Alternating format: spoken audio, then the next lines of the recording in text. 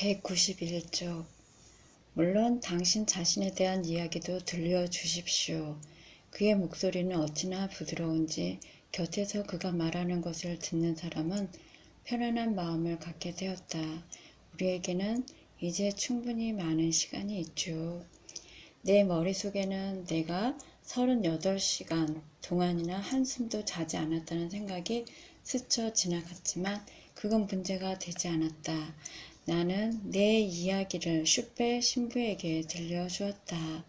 나의 인생, 나의 모든 것을. 내가 말을 마치자 이번에는 신부가 자신의 이야기를 내게 들려주었다. 어느덧 자정이 되었다.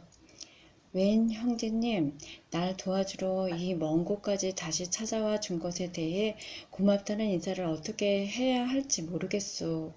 그런데도 나는 성모님 발현 기념일 전에는 메주고리에로 다시 돌아올 수 없을 것 같소이다. 어쨌든 당분간은 당신 혼자서 작업을 해줬으면 고맙겠소. 그리고 내가 다시 돌아올 때까지 메주고리에의 평화를 마음껏 누리기를 바라겠소. 나는 머리를 한 대 얻어맞은 느낌이었다. 네? 그러겠습니다. 신부님, 나는 아무 생각 없이 그냥 인사를 하고 있었다. 이곳으로 다시 오게 된 것도 감사하고 신부님과 함께 일할 수 있어서 더 감사드립니다. 입으로는 이렇게 말하면서 앞으로 9일 동안 무엇을 하면서 지내야 하나 하고 내심 걱정이 앞섰다. 치트루까지는 안개 속을 뚫고 3마일을 운전해야 했다. 운전 내내 내게는 한 가지 생각만이 맴돌고 있었다. 신부는 상당히 영적으로 성숙해 있었지만 조직적이지는 못하다는 생각이었다. 아니, 신부는 내가 이곳까지 왔는데 내게 무슨 일을 시켜야 할지도 모를 정도로 바보인가? 어쨌든 우리는 다음날 정오에 성당 제의실에서 다시 만나기로 되어 있었다.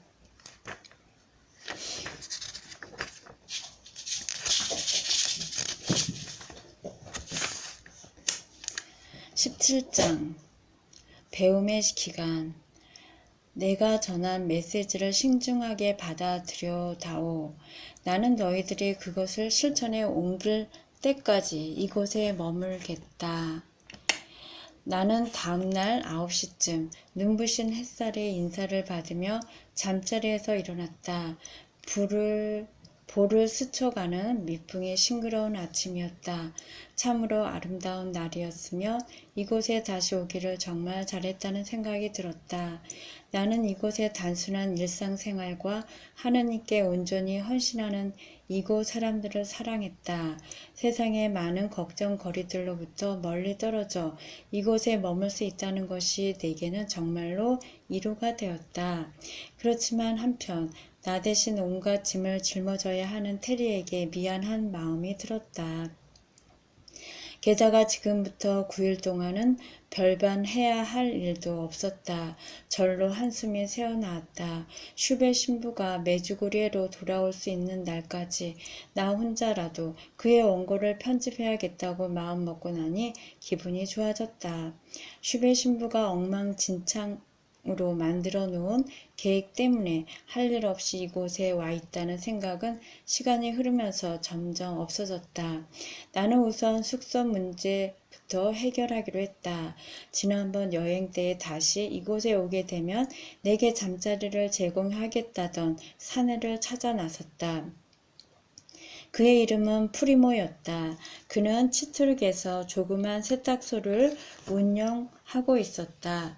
여행 계획을 위한 숙소를 짓는 그의 사업이 아직 완성되지 않았기 때문에 그는 나를 자기네 집 손님으로 집에 초대하겠다고 했다. 내가 그의 청을 거절하고 숙박비를 지불하겠다고 단호한 태도를 취하자 그는 마지못해 나의 제안을 받아들였다.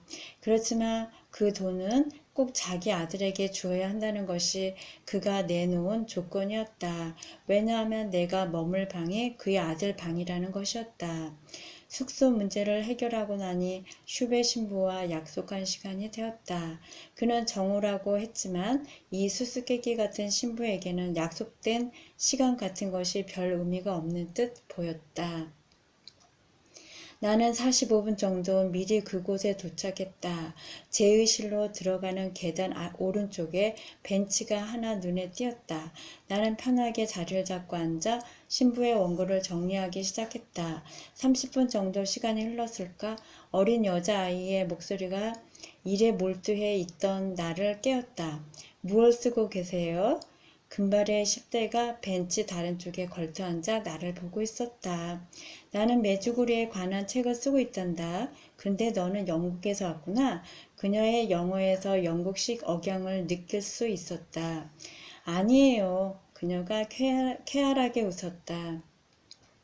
오스트레일리아에서 온 사람은 만나신 적이 없으신가 보죠. 그건 그렇고 아저씨는 미국에서 오셨죠? 맞죠? 그렇단다. 내 이름은 타냐라고 해요. 아저씨는요? 웨인. 그녀는 또 웃음을 터뜨렸다. 이제부터 아저씨를 존 웨인이라고 부를게요. 영화배우 존 웨인 말이에요. 그녀는 계속해서 제잘거렸다. 중간중간 그녀는 내가 하고 있는 일이 무엇인지 물어보기도 하고 내가 왜 이곳에 왔는지도 물어보았다. 그렇지만 미처 내가 대답을 마치기도 전에 다른 질문을 퍼부어대거나 자기가 만난 사람들 이야기를 시작하곤 했다. 나는 오스트레일리아 금발 소녀의 매력에 빠져 한동안 그녀의 제잘거림에 귀 기울이고 있었다. 그녀는 16살로 메주고리에 온 지는 2달 정도 되었다고 했다. 그녀는 슬리브코 바베릭 신부의 보호 아래 있다고 했다. 그 신부는 6 목격 중인들의 영적인 아버지이기도 했다. 그녀는 10대 특유의 언어로 자신의 이야기를 서슴없이 구사해내었다.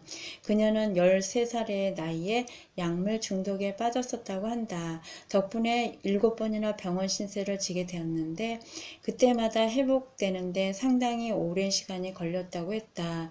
마침내 타냐는 병원으로 다시 가는 대신에 이곳으로 보내달라는 부탁을 어머니에게 했다. 슬라브코 신부는 심리학을 전공하고 문제 소년, 소녀들을 상담해주는 모임을 이곳에 갖고 있는데 타냐를 받아주겠다고 동의했다. 그녀는 일단 말을 시작하자 마치 말하기 경연대회라도 나간 듯이 거의 숨도 쉬지 않고 엄청난 속도로 말을 이어갔다. 자기 가족 이야기를 하면서 내가 얼마나 놀라는지 보고 싶어 내 표정을 살피느냐 잠깐 말을 쉬었을 뿐이었다. 그녀의 부모는 이혼을 했다. 우연히도 그녀 어머니는 크로에시아인이었는데 아드리아 해변에서 떨어진 조그만 섬에서 살면서 여행객을 위한 휴양지를 운영했다. 그녀의 아버지는 오스트레일리아에서 일하며 살고 있었는데 최근 몇 년 동안 만난 적이 없다고 했다. 유고슬라비아에서 많은 시간을 지낸 덕분에 그녀는 크로아티아 말을 유창하게 구사했다. 그녀는 성모님께서 나타나시는 장소에 여러 번 함께 머물렀고 덕분에 어린 목격 중인들과도 잘 알고 지냈다. 그리고 이곳에 머무는 동안 이제는 약물 중독에서 벗어났을 뿐 아니라 그에 따른 심리적 문제로부터 치유받았다고 생각하고 있었다. 또 다른 젊은 여인이 우리 곁에 서자 그녀는 잠시 쏟아내던 말을 멈추었다. 오, 내 친구 캐트린이에요. 역시 미국인이랍니다. 타냐가 소개했다. 우리는 같은 방을 쓰고 있답니다. 캐트린은 나를 돌보아주면서 슬라브코 신부님의 일을 돕고 있죠. 그리고 이분은 타냐가 캐트린 쪽으로 얼굴을 돌렸다. 내 새로운 미국인 친구 존 웨인이라고 해. 이분은 작가셔요. 캐트린이 잠시 머뭇거렸다. 아마도 말을 꺼내기 전에 나를 가늠해 보는 눈치였다. 타냐와 나의 대화를 듣고만 있던 그녀가 시간이 흐르자 안심이 되는지 자신의 이야기를 조금씩 해주었다. 나는 그녀의 맨발이 자꾸만 궁금했지만 감히 물어볼 수는 없었다. 그렇지만 타냐의 심없는 제잘거림 속에서 궁금증은 금세 해결되었다. 캐트린은 현재 9일간의 단식 중이라고 했다. 9일 동안 빵과 물만 먹고 지내는 것인데 그녀의 맨발은 그녀 특유의 해계 방법이라고 했다. 나는 그건 좀 지나치다는 생각이 들었다.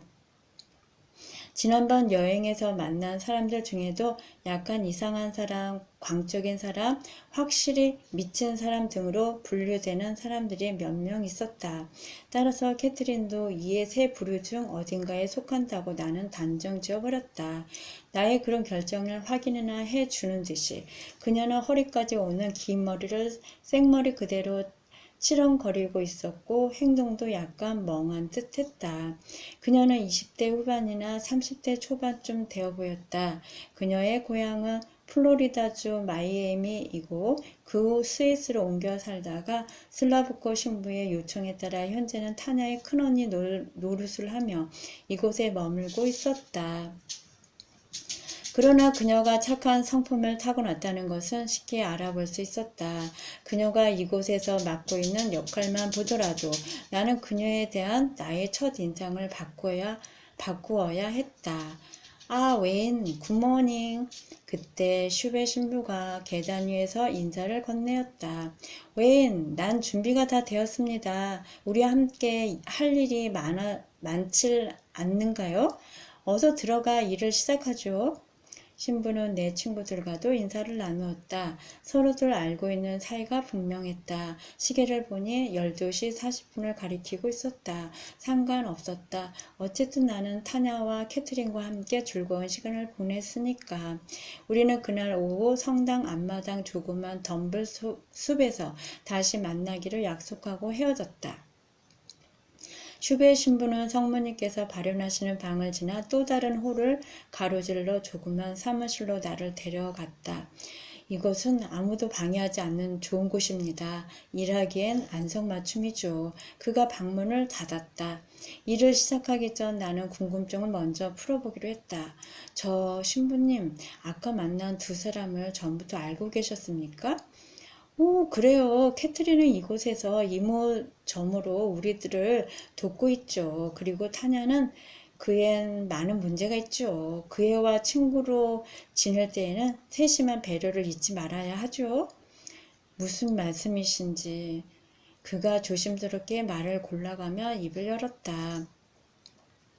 타냐는 도움이 필요한 아이랍니다. 개인적 문제가 많은 아이죠. 그 아이는 쾌활하고 부침성이 좋은 아이지만 때로는 아주 다루기 힘든 아이로 돌변하곤 한답니다. 슬라브코 신부가 많이 애쓰고 있습니다만 그가 미소 지었다. 뭐 그 일로 너무 신경 쓰지는 마십시오. 자, 우리 일을 시작합시다. 우리는 3시간 동안 내가 혼자 작업한 원고를 가지고 열심히 일했다. 그는 내가 바꾼 부분, 첨가한 부분들을 지적하며 이유를 묻곤 했다. 처음에는 이렇게 거룩하신 분과 함께 일한다는 경외심 때문에 제대로 답변도 못하고 우물쭈물했지만 그분 특유의 분위기 덕분에 차차 편안한 마음이 되었고 마침내 일에만 몰두하게 되었다. 그 당시 내가 작업을 끝낸 부분까지 오자 그가 자리에서 일어나 환한 미소를 지으며 내 어깨를 두드려 주었다. 이건 아주 멋지군요. 그가 부드럽게 외쳤다. 마침내 우린 함께 일을 해내었소. 난 처음부터 이렇게 될 줄 알고 있었소. 나는 너무 기뻐서 어찌 대답해야 할지 알 수가 없었다. 우리는 앞으로의 일을 함께 계획했다. 9일 동안은 이곳 메주고리에서 나 혼자 원고 정리를 하고 그 후 신부는 나를 콘직으로 데려가기로 했다. 콘직은 슈베 신부가 담당 신부로 일하고 있는 교구로서 이곳에서 북쪽으로 2시간 30분 정도 차를 타고 가야 하는 곳이었다. 사라예보 근처에 위치하고 있었다. 그곳에서 일주일 동안은 경찰들 눈에 띄지 않도록 낮에는 제의실 안에서만 생활하면서 원고를 한 줄 한 줄 검토하기로 했다. 25일 만나서 그 다음날 밤 늦은 시각에 떠나기로 합시다. 그래야 사람들 눈에 띄지 않을 테니 말이오. 우리는 6월 25일에 다시 만나기로 하고 작별 인사를 나누었다.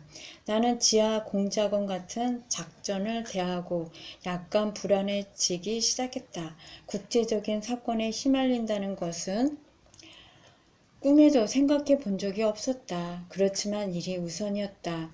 어느새 신부는 자그맣게 하얀 차를 몰고 나와 자그맣고 하얀 차를 몰고 나와 내게 손을 흔들어 주었다. 나는 우리의 모습을 지켜보는 사람은 없는지 얼른 주위를 살펴보았다. 나는 세계적인 스파이가 된 느낌이었다.